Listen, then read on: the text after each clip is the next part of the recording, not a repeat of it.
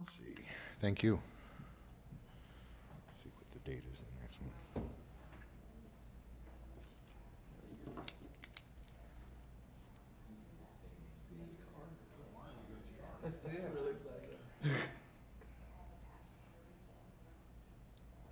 He's at a Starbucks drive-through right now.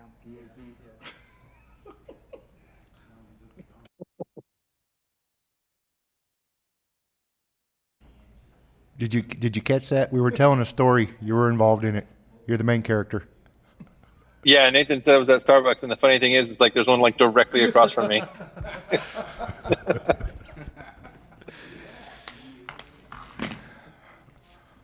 Okay, if you guys are ready. Or is it just Shin? Hello, I'd like to call this meeting to order. If everybody could please stand for the Pledge of Allegiance. Ready? Begin. I pledge allegiance to the flag of the United States of America and to the republic for which it stands, one nation, under God, indivisible, with liberty and justice for all. Thank you. Are there any changes to the agenda? I have none.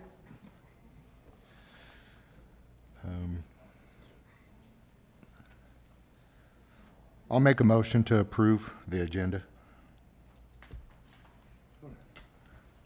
I'll second.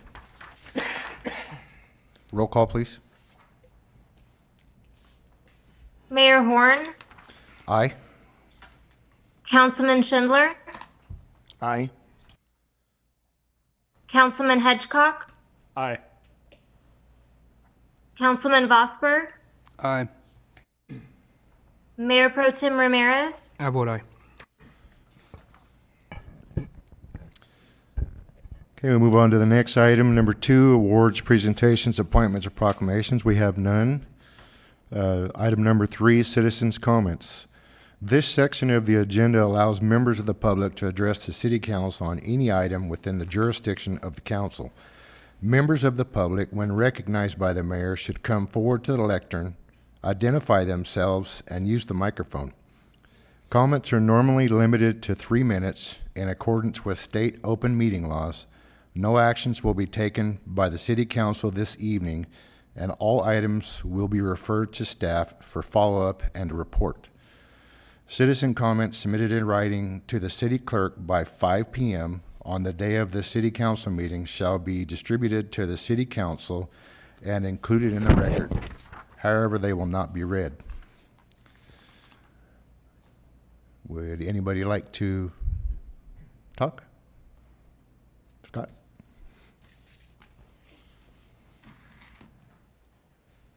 Good evening, City Council. 3 things today. I got good news, thank yous, and then me just complaining like usual. Good news, as some of you may know, our flagpole at Veterans Park we've had some major issues with it raising it and lowering it, the gear system inside. In fact, it's been going on about a year now. We've tried to get it looked at. Hard to get anybody to come out and even thousands of dollars just to come say, yep, that's a flagpole basically. So 9/11, we weren't even able to get it raised up all the way to bring back down for ceremonies on 9/11.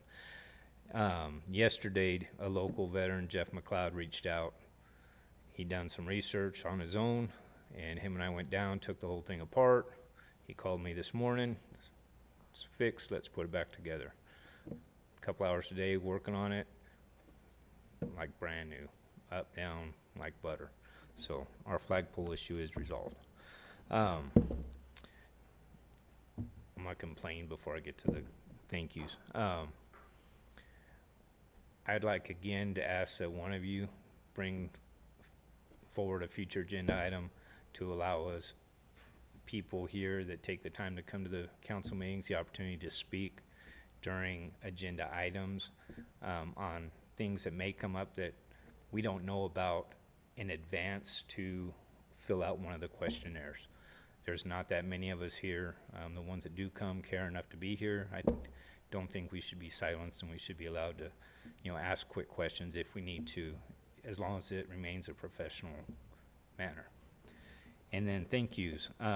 In regards to tonight's agenda, as a business person, I want to thank you guys for recognizing that all businesses in Killinga are essential. We're not all big box stores. We can't afford to be shut down for months, years at a time. We employ local community members. We pay taxes to the community. We help cover expenses for fire, police, and what have you. So from the smallest mom and pop to the biggest store, we are essential when we're a town this size. And the fact that you recognize that we can, it isn't a defiance thing, it's a fact that we care enough about our community that we will be responsible and look out for one another, and we should have the choice, you know, to handle things as we see properly. And one thing I know, having lived here 55 years, is we all look out for each other. So I want to thank you all for the position you're taking tonight, and thank you. Thank you. Anyone else?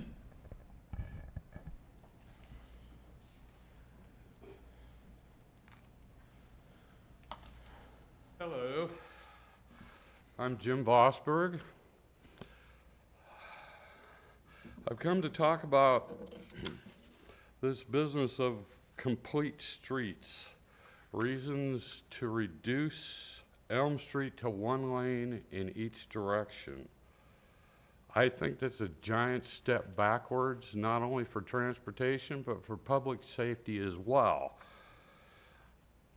We shouldn't aspire to turn Killinga into downtown San Francisco, Seattle, or Portland that have already taken these steps, and their downtowns are now a traffic nightmare.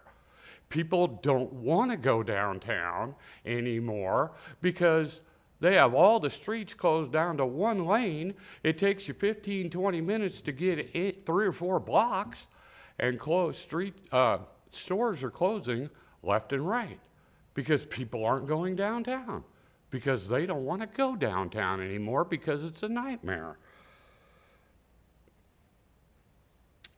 I expect this will increase travel times and cause traffic congestion, creating more pollution from idling cars waiting for their turn to go, especially during rush hours and school pickup and drop-off times.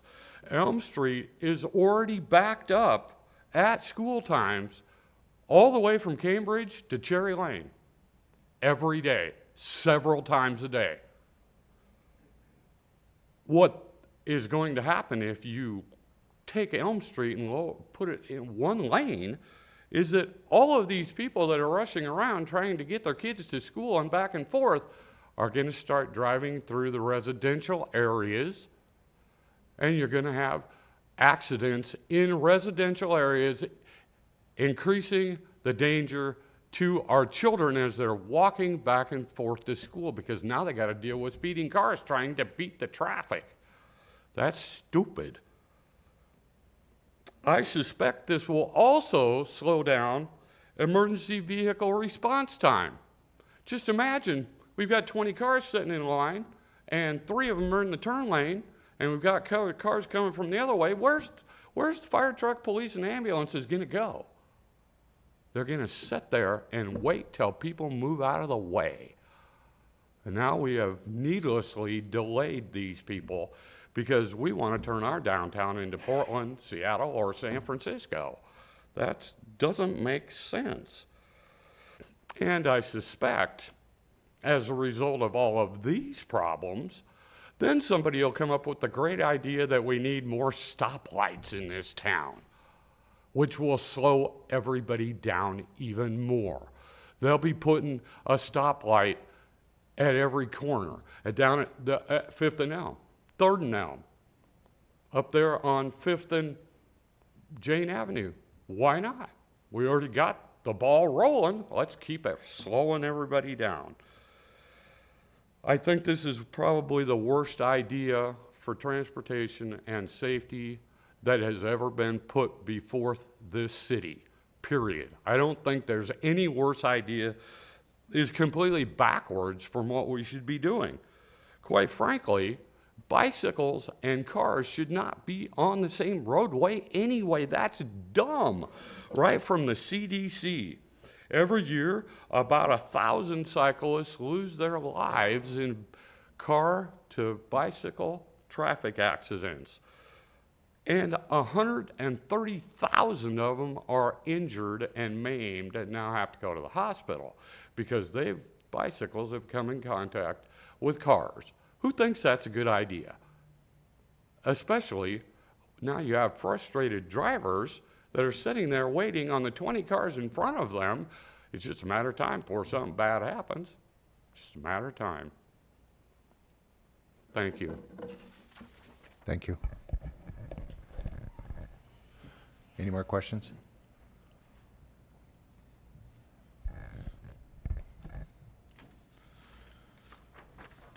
Okay, we'll go ahead and close that. Move on to item number 4, public hearings. We have none. Item number 5, consent calendar. We have 3 items this evening. What would, are there any items that need to be pulled? I just wanted clarification on item number 1, if we get a little bit of clarification on that. Okay.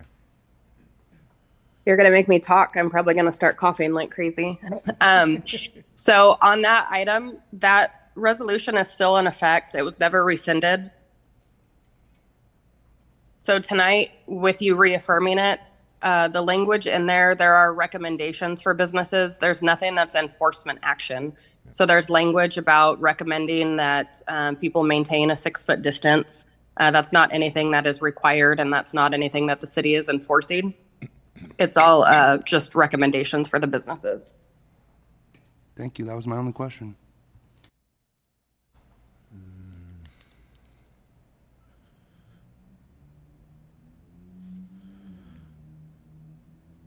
Okay, what would council like to do?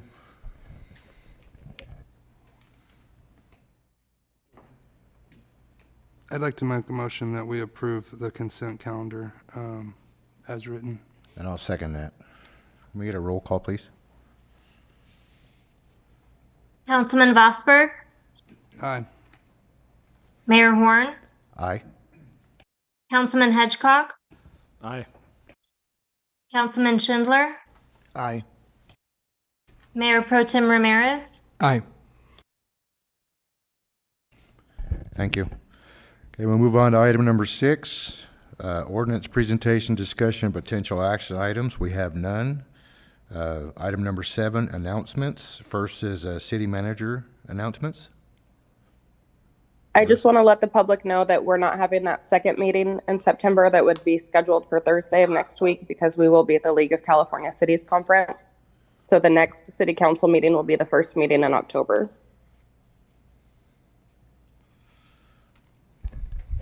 Thank you. Council have any announcements or reports? Okay. Yeah, I have one quick announcement. I did an event yesterday out there at Pleasant Valley State Prison.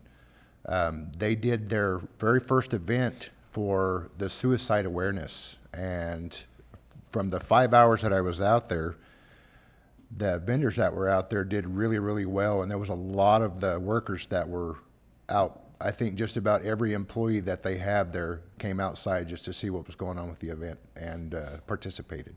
So it was a really good turnout. Other than that, I have nothing else. We have any future agenda items?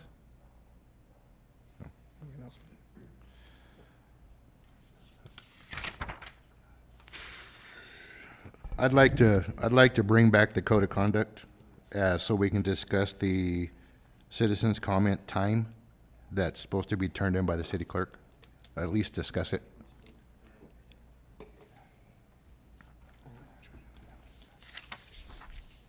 Yeah, Council. Go ahead, Councilman Schindler. Yeah, is it possible that we can add a future agenda item for what Scott spoke of earlier? That's what I was just doing. Oh, did you? Oh, I'm sorry. just the one for now. Okay, we have no closed session items. Oh, we have one more future agenda. Councilman Ramirez. I like to kind of look over the vehicle code. I've been approached by many residents that they have their vehicle, or they have a big family with vehicles. They are on their driveway, and they're getting cited.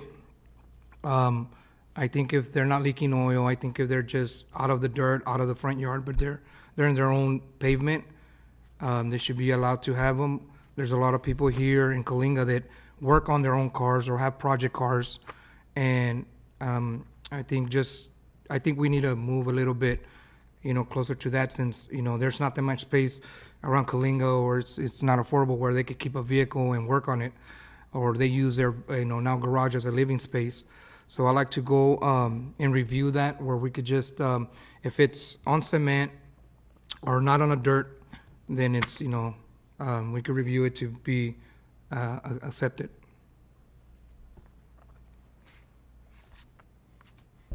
And I got an announcement for this Friday, where who's ever watching, listening, if you guys can make it to the Coalinga home game, the football game is going to be a very exciting one. We're playing Justin Garza. They're just a school down from Central, so it should be a very exciting one. And that's it for me. Any more? Okay, I think we're good. We have nothing for closed session. We have nothing to report for closed session. With that being said, now adjourn the meeting. And our next meeting will be on October 5th, 6 o'clock, 2023 here.